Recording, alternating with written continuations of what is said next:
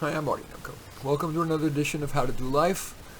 This one we're going to talk about ethics. I am afraid of doing this topic because it's going to seem sanctimonious, but if you think you might like to be more ethical in your daily life, if you look back on your life and don't feel as good as you want to feel about your ethical behavior, as the cliche goes, maybe you want to live life so that you could tell your child everything you do. Maybe this will help. My plan is to just briefly talk about how I went from being an unethical person to a more ethical, or not an unethical person, but not great, and to really quite ethically pure now. And I say this not to brag, but merely to share with you what has worked for me, and hopefully share some ideas that will help you. It's a very simple idea that's going to help you be more ethical if you want to be. And then, in most cases, people know what to do. It's just they choose to be expedient. But it will end, because it's more interesting, to talk about some ethical gray areas, including about COVID and everything else under the sun. So anyway, that's the plan, and so now I shall hold forth. So, okay. What I mean when I say I wasn't such an ethical guy as a teenager is I shoplifted. Not a huge amount, but I did. And it really was just expedience. I mean, I knew it was wrong, but I made up garbage rationalizations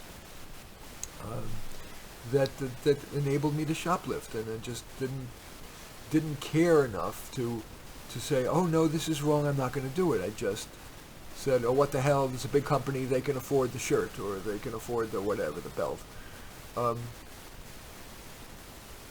What has changed, and I think it's as good as I can do, this is my best shot at it. I've always had a fear of death and dying, which is accelerated, of course, as you get older. And so, in recent years, my awareness of my mortality has made me say, what is important to me? And somehow leaving this world better and not doing anything that's going to be wrong in the cosmic scheme of things, that's going to hurt other people, is the right thing to do. I'm what I call my ethics, and this is everybody's got an individual definition of ethics, and mine is, I'm a utilitarian. I believe in making decisions that are going to do the most good for the most people, except if it's going to violate some cosmic universal values, like even if it's going to do more good for people, I'm not going to, make people starve so that people who have more likely to create jobs. I have my limits, but generally I am always thinking about what is the decision that I could make that's going to have the biggest net positive influence on my sphere of influence. It's not usually the whole world, but on the people I'm influencing. Because if I died tomorrow, and it's not like I want to tell my daughter anything about this, it's private for me. It's just the way I want to live my remaining days, which I hope is going to be, lots of them left, but you never know. But that's really what guides me. It's like saying that that's the right way to live. Not for fear of getting caught, not from showing off, but not because I believe in God, I'm an atheist, it's not that. It's this sense of, this is the cosmic right thing to do. And I recognize that most people are not going to be very ethical some of the time. I don't care. It's not a competition. I'm not sharing. It's this sense of, this is the way I want to walk the earth. That's it. It's not like I'm going to get rewarded in heaven. It's nothing. It even goes beyond what's best for society. It's more universal. It's like, these are universal truths. You must do the thing that's going to be right for the world, that necessarily is going to be right for the world. And so, how do I keep doing that? It's just top of mind. And it's like any new habit. It wasn't all at once. It was gradually, but little by little, I became more of the view that is the way I want to live. And so, little by little, I did it more and more, and it was more and more ethical, and more ethical. And then, eventually, like any habit, it became automatic. So now I really don't even think about it. It's not even a choice. Am I perfect? No. I'm sure I do some stuff. I'm sure that isn't quite right. Although, as you know, I don't script any of this, but I thought for a few minutes about what do I do in the last year or so that's unethical? I don't think so. I may lie occasionally, but that's to serve a larger good. If I think it'll help the person or help society or whatever, I may withhold the truth, or I may even say a lie. But it's always, I really think it's always about what is going to be right for the world. And I divine a selfish benefit of that. I feel worthy. I feel like I deserve to be on this earth. And so, anyway, those are my thoughts about how one can do it. And the key, again, is, before it was a habit, and so if you are going to try to be more ethical, it ain't going to be automatic. But the key is to be vigilant, to be constantly aware of what the Buddha say in the moment, whatever. But as you're making all the little micro decisions that we make every day, and there's gray areas. Is it ethical to eat meat? I don't know. It's a gray area. I'm not going to take a strong stand. But most times we know what we're supposed to do, what's clearly ethical and not. And yet still, as we know, so many people do things that are unethical. They steal, they embezzle, they cheat on their wife, they claim false paternity, they manipulate, the salespeople lie. It's a million things that we do that are not ethical. So most times it's just a matter of staying aware and vigilant and saying, what really is more important? Is the extra money you're going to get more important? And for some people it is. And it's easy for me as a person who's got means to be high and mighty and sanctimonious. I mean, it's not as easy for me to say that if you're starving, you shouldn't steal a loaf of bread. I'm not there. That's not what I'm talking about. I'm talking about, where your dishonesty is going to, maybe make you an extra $100,000, and you're already upper middle class or middle class, so you can buy a Lexus instead of a Toyota, or a fancier zip code, or a 5-star vacation instead of a 3. It's that kind of lack of ethics that, we know is right and wrong, to not embezzle, not steal, whatever. And that's what I'm asking you. If you want to, and I would of course encourage you to be more ethical, that it's a matter of staying alert, vigilant, aware, maybe even having a little memo pad, or use the notepad function on your phone, and keep a log of your behaviors over the next week. Every day and every night, look at it and see to what extent were you ethical. Log what you did and why you did it, and then at the end of each day, as you lie in bed, take a quick look at your notes and your phone and ask yourself, is this the way you want to be tomorrow? And that should, little by little, get you more ethical. Do you really need to be ethically pure? Ideally, yes, but in the real world, we're human beings. We're not perfect. But getting more ethical, that might be a way to do it. But now, more fun might be the gray areas. So I've come up with about a dozen of these truly gray area decisions that are not clearly right or wrong, but are interesting and may help you be more nuanced in your decisions. And besides, I just think it's entertaining for what it's worth. So, okay. So I'll start with at least one that has to do with COVID, since it's top of mind for so many people. And it's the question of who should have priority in receiving a vaccine. So it's ethically solid that first responders should be the first to get the vaccine. The controversy arises, though, as to whether elderly people should be next in line. Yeah, older people are more vulnerable to hospitalization and to dying from COVID, but they've got fewer years left to live, and prolonging their life with the vaccine, on average, means that they're going to die of a more protracted disease, which would torment not only themselves but their family and the already overwhelmed healthcare system. With children and young adults rarely getting serious COVID disease, might it be ethical for people between 30 or 40, say 30 or 40 and 60, to be second in priority? I'll give you an example. There was a county in which they said that healthcare workers should get priority, but it included healthcare administrators. The question is, here's this guy, let's say, or woman, whatever, 45 years old, no underlying conditions, and he or she is allowed to get the vaccine under the argument that he or she will be making decisions that will indirectly affect the health care of a lot of people. And that's a good argument for taking the vaccine. But there's an argument against, and this is where it's gray area. They say, I know I'm legally allowed to, but the truth is, as long as I take the normal precautions of hand washing, mask wearing, and social distancing, of course, that my chance of transmissibility is small, and I'll be a great role model for my fellow peers and workers if I tell them that, and so that more deserving people will get it.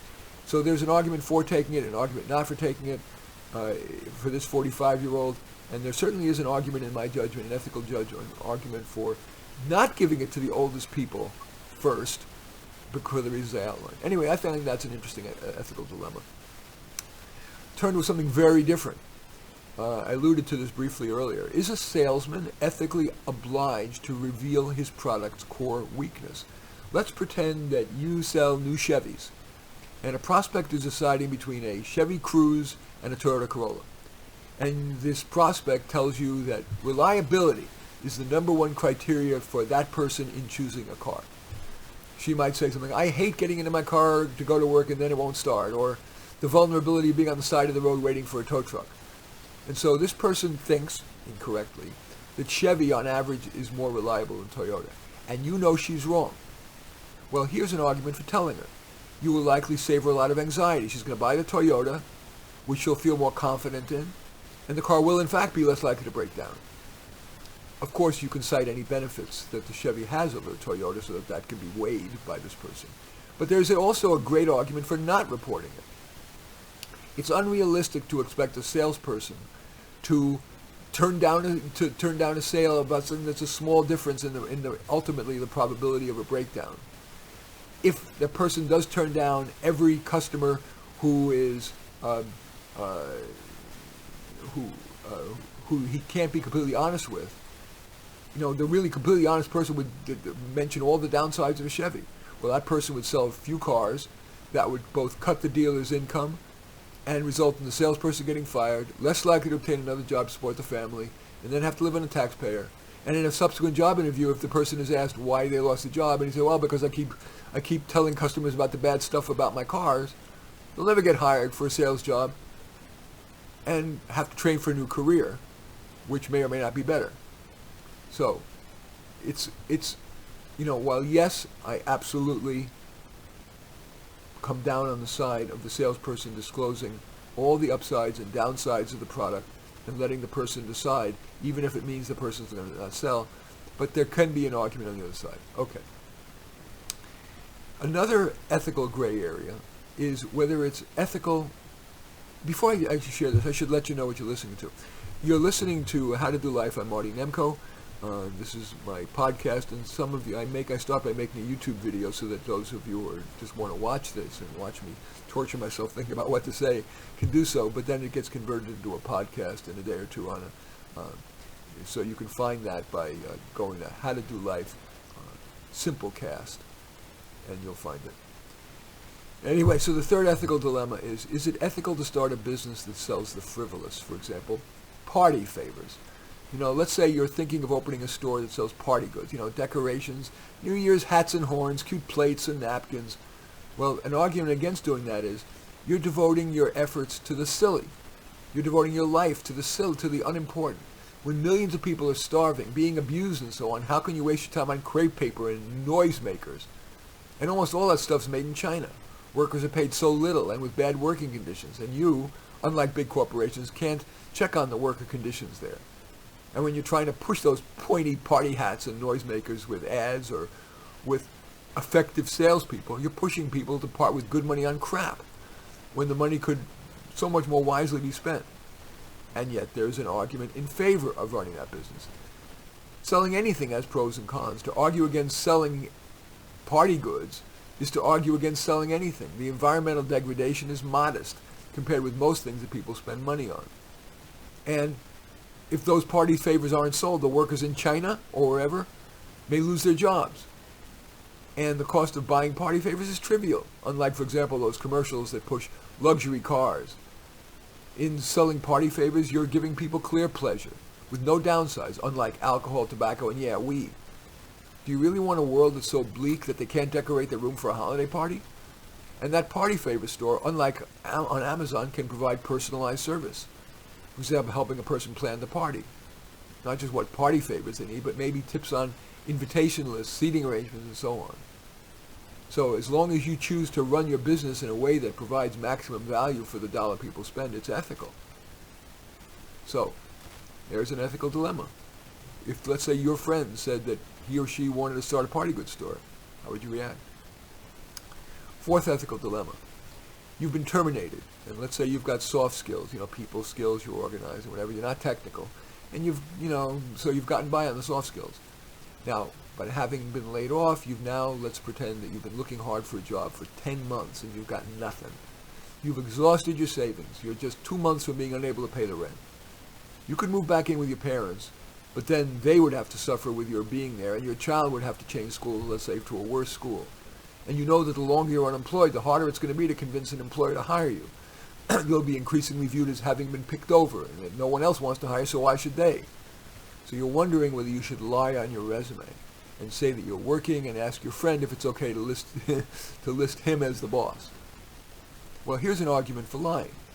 Many jobs require just soft skills, and you're good at them, and so you deserve a job, but with that gap in employment, it's going to be really hard to land one. So if you leave that gap on your resume, you're going to lose your apartment, you're going to have to live with your parents, which will be hard on them, and your kid's going to have to change schools, it means get to a worse school, get a worse education, and simply you have to lose your current friends and have to start fresh. The small lie about still having a job is more than compensated for by the benefit. But there is a good argument that can be made against lying. You are being unfair to the honest job applicants who thereby would be denied the job.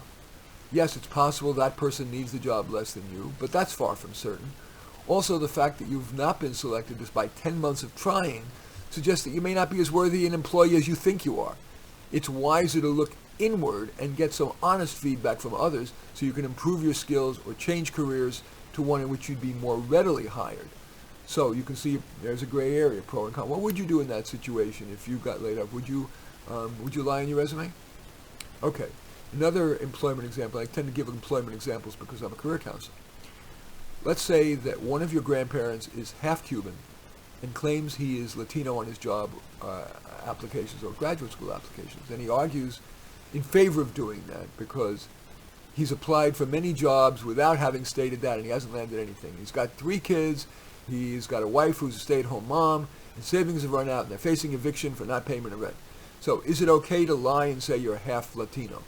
Or say you're Latino on the application, even though you're really marginally that. Your grandfather was half Latino, and really your life. It's not like you are the classic campesino farm worker who lives in poverty and is 100% Latino. You're really using it to get a job.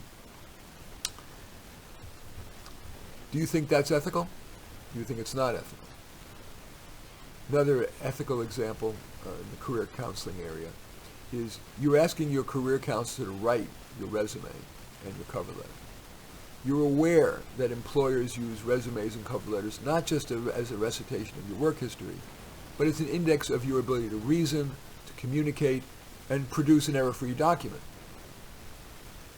You consider that writing that resume and cover letter no more ethical than a parent writing their kid's college application essay.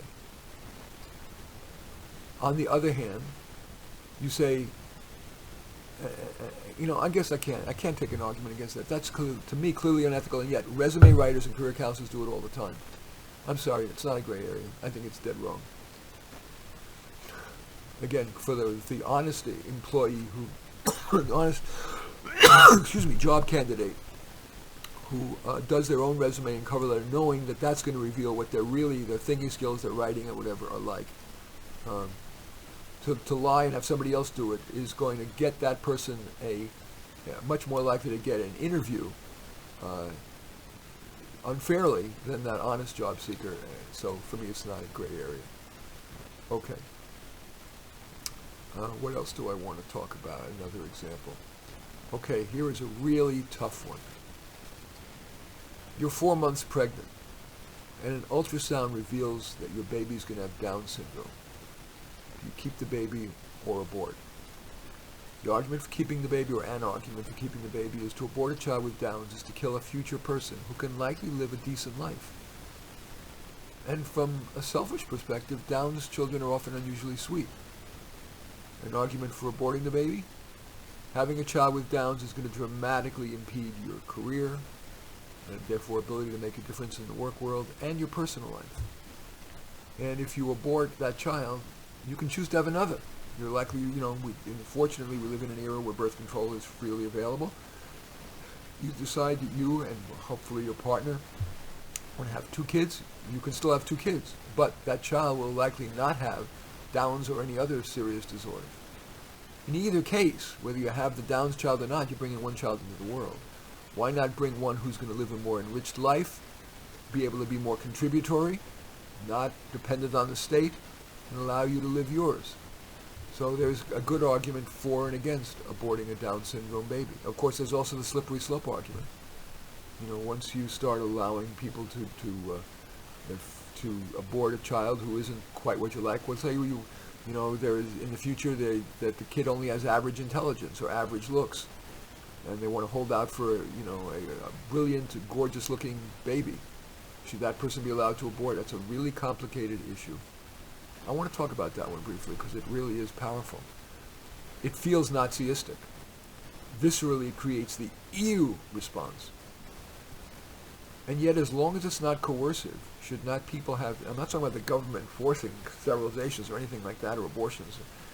But I'm asking, should that individual woman and her partner, if there was a point where there is a genetic test for intelligence, let's say, and we know how important intelligence and predicting ability to negotiate the world, to succeed economically, to make a difference, to cure cancer, should that woman or man have the right to abort a child who, let's say, they predict, let's say they've got a test in the future that the kid will have an average intelligence, average IQ, average reasoning ability, in service of holding out for a kid who has, way above average ability, or even in an era of gene splicing, what they call CRISPR, would you advocate replacing the gene for this gene set, it's because there's many genes, for average intelligence for one with high intelligence or high impulse control, so they're not impulsively violent or impulsively doing drugs?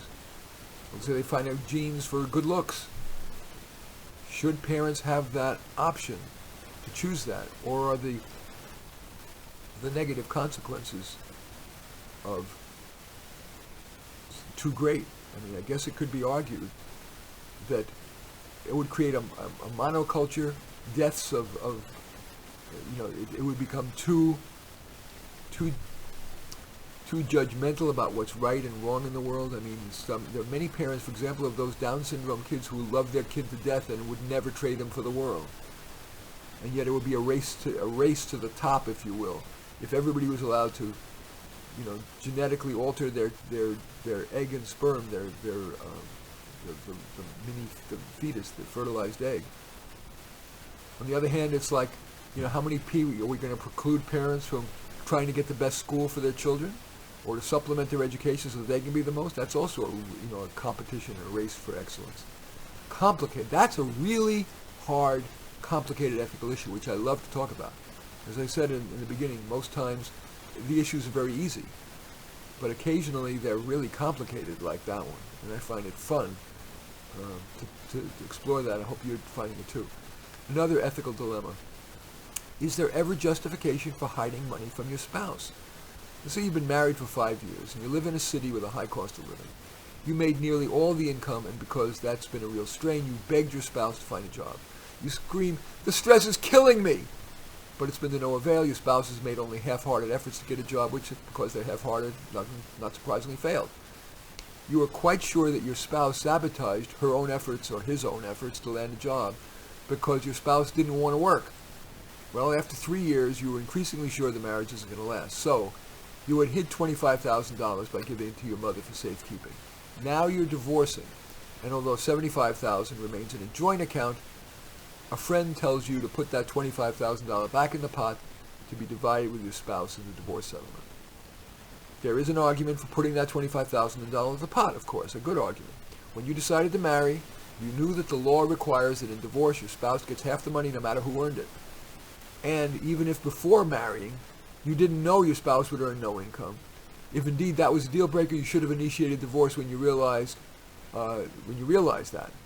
And that would have allowed you both to more quickly move on to a more mutually agreeable relationship. But there is also an argument for not putting the $25,000 in the pot. From a universal justice perspective that I described, though, you deserve that money. You earned it, and your spouse, who claimed in marrying you to love you forever, despite your begging, the stress is killing me, refuses to work. And unless your income is unusually high, it's untenable, after taxes, to live in a major city or suburb based on just one income. So from that perspective, it is unjust for that non-earner to get half of the $25,000 on top of being supported for 5 years, plus the $37,500 she'd get in the joint account's assets. So what would you do? What is the ethical thing to do?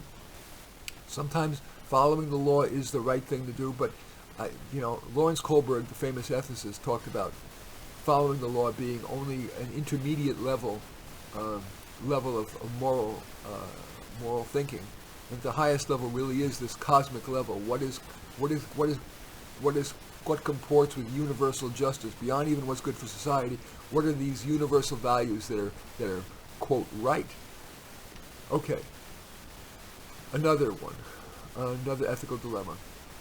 On a dating website, is it ever ethical to make yourself seem younger than you are? So let's say you're older and you've been single a long time and you're lonely. You're frustrated that it seems that all the good potential romantic partners want someone younger. You think, if only they'd give me a chance, they'd see I bring a lot to a relationship, even if I do have wrinkles.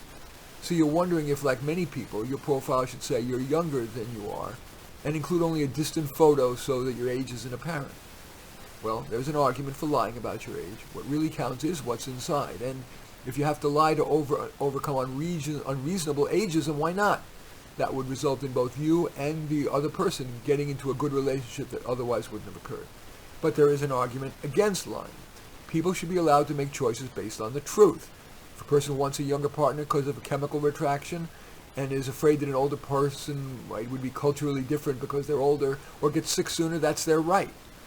Also, lying about age builds your relationship on a lie, which typically leads to more lies. And all that assumes you don't get discovered. It's likely that at the first date, if you look older than your stated age or that fuzzy picture implies, the person's going to distrust you and probably discontinue the relationship, even if he or she otherwise enjoyed it. So what do you think is right in this gray area situation? And the final example of an ethical dilemma is, if you're terminal, do you ever have an obligation to end your life? Let's say you have stage 4 cancer and you have poor quality of life, and your doctor says there's little hope, and so you're wondering if you should off yourself. An argument in favor? Even with co-pays, your family's probably losing some financial security paying for your care. For example, in assisted living or home nursing or domestic health. And the more care that people get, the more expensive insurance premiums going to be for everyone. Plus, there's a shortage of doctors and nurses, especially in the COVID era.